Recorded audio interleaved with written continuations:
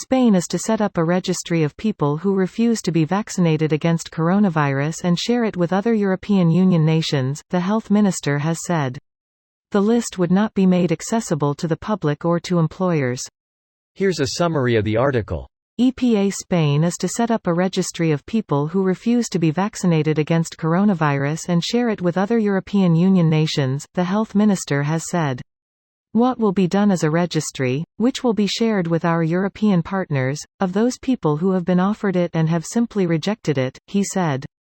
He added, people who are offered a therapy that they refuse for any reason, it will be noted in the register that there is no error in the system, not to have given this person the possibility of being vaccinated. In other comments on Monday, Mr. Illa said people would be contacted by regional authorities when it was their turn to be inoculated. People who decide not to get vaccinated, which we think is a mistake, are within their rights, he told reporters.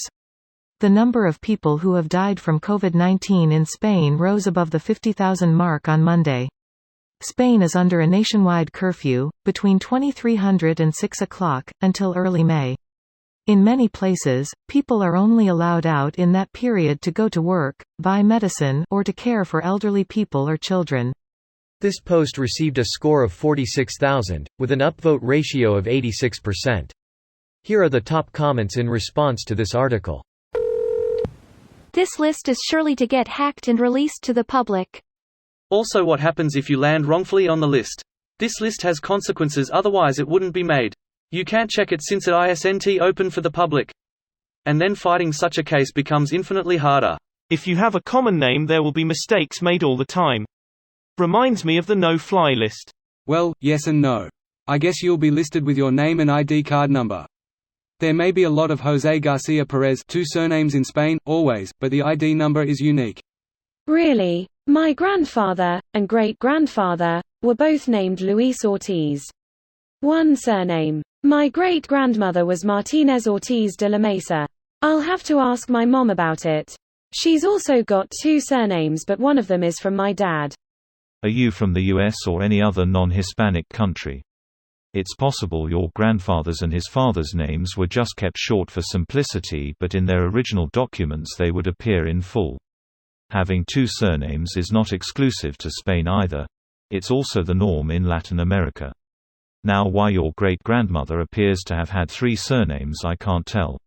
She might have been minor, nobility, or they might have been a bit more relaxed about it where she was born. I'm pretty sure her second surname is Compuesto. Martínez, first surname, Ortiz de la Mesa, second surname. In Norway we do it the other way around. Just like a pet, you get a certificate of vaccination. If countries in the future only allow travel for vaccinated individuals, they will have a certificate to prove their vaccination. A list of those who refuse to get the vaccine seems ill-advised. This is also how it works in Spain, but if you refuse to take a vaccine, it would be like if you didn't vaccinated for an unknown reason. This list says that the reason is that you refused. It's a very, very, very small group of people which can't get the vaccine for medical reasons, and they usually aren't people that travel frequently or at all. Putting refused as the default response is going to be the reason for 99% plus of the people who don't have it, when the vaccine is widely available. The list would not be made accessible to the public or to employers. Only a matter of time. Lots of employers wouldn't even need the list. They'd just tell you to fork over proof you were vaccinated and dismiss you from your job if you don't. I think there are privacy laws against employers requiring this type of info. This video was automatically created by Reddit to speech. The article and comments in this video were selected from Reddit according to their upvotes, and any paraphrasing was performed by smmry.com, without any human intervention.